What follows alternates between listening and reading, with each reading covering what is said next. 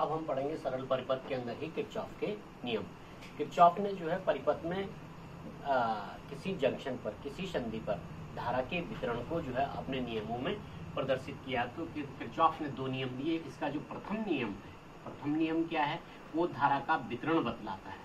धारा का वितरण कि किसी संधि पर किरचॉफ, ये कोई संधि है, यहाँ पर धाराएं, यहाँ पर विभिन्न परिपथों में धाराएं आ रही हैं, जा रही हैं। जे जंक्शन, इसको संधि बोलते हैं, संधि पर। अब यहाँ पर कहीं से धारा आ रही होगी, कहीं जा रही होगी। ये सपोज जा रही है, ये आ रही है। यहाँ पर हम कह सकते हैं एक और कि ये धारा जो है बाहर जा रही है। सपोज ये वाली धारा I1 है, ये धारा I2 है, ये धारा I3 है, ये धारा I4 है, ये धारा I5 है। तो इस संधि पर समस्त धाराओं का बीजगणितीय योग, समस्त धाराओं का बीजगणितीय योग, समस्त धाराओं का बीजगणितीय योग, किसी संधि पर का बीजगणितीय योग, बीजगणितीय योग क्या होता है? शून्य होता है। किसी संधि पर समस्त धाराओं का बीजगणितीय योग शून्य होता है और इसको प्रकट करते हैं summation I is equal to 0। Summation I का मतलब हो गया संधि की ओर आने वाली धारा और बाहर जाने वाली, ये इनका कुल परिमाण कितना होगा? शून्य होगा।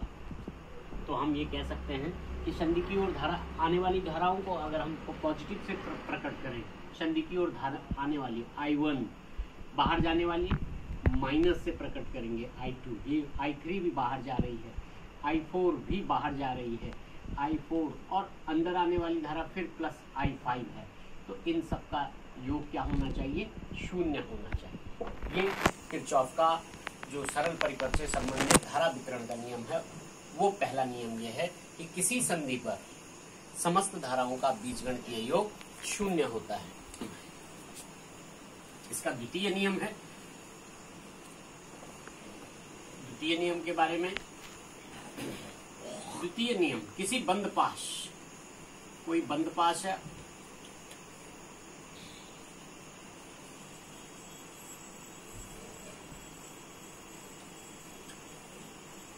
ये R1 है, R2 है, ये R3 है, इसमें सेल एक E1 है, इस सेल E2 है। तो किसी बंद पास की बात कर रहे हैं।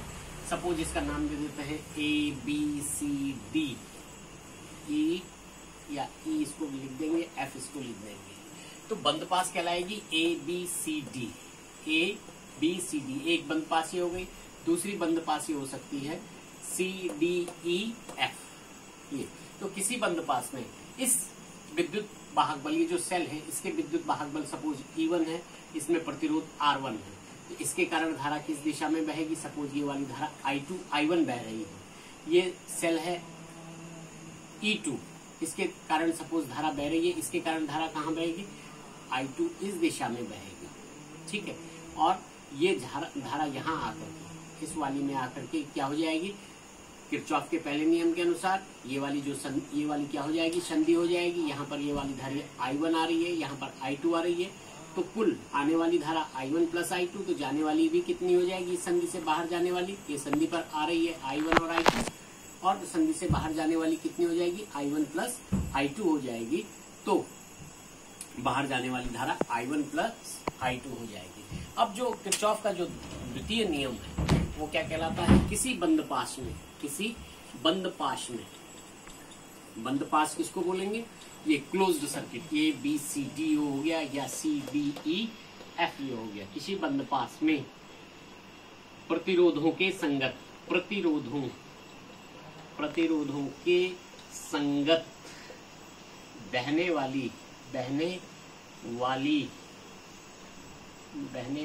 वाली धाराओं का प्रतिरोधों से गुणनफल का बीजगणितीय योग, गुणनफल का बीजगणितीय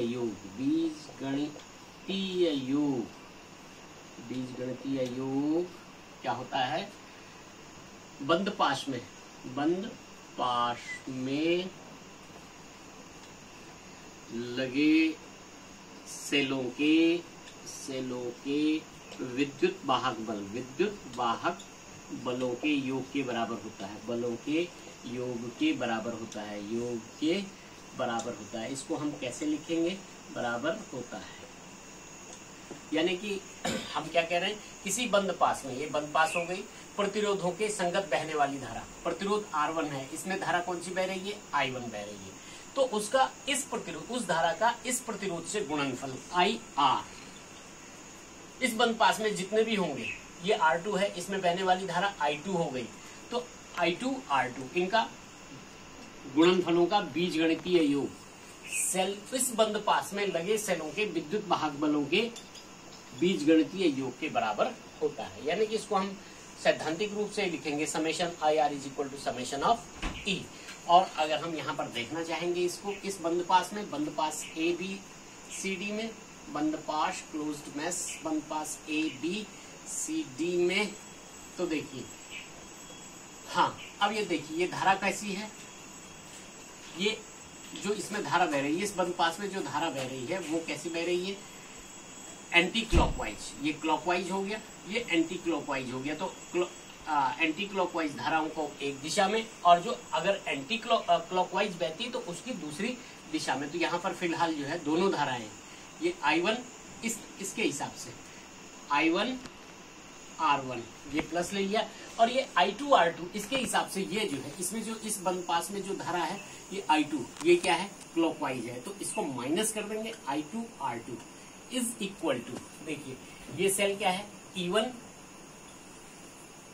एंटी क्लॉकवाइज, और ये E2 ये क्या हो गया? क्लॉकवाइज।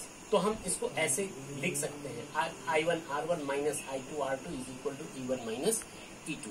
ये किरचॉफ का सरल परिपथ से संबंधित द्वितीय नियम है।